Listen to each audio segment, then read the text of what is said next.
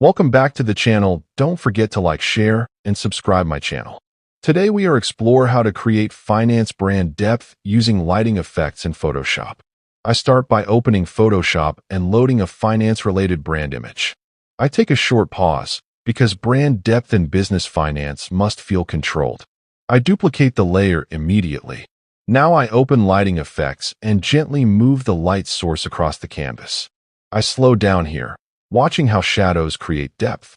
I reduce harsh highlights so the image stays elegant. I zoom in to check logos and finance text areas. I soften shadows where needed to maintain trust. I zoom out again and feel the overall balance. Now I add business finance messaging and align it with the direction of light. I adjust spacing so nothing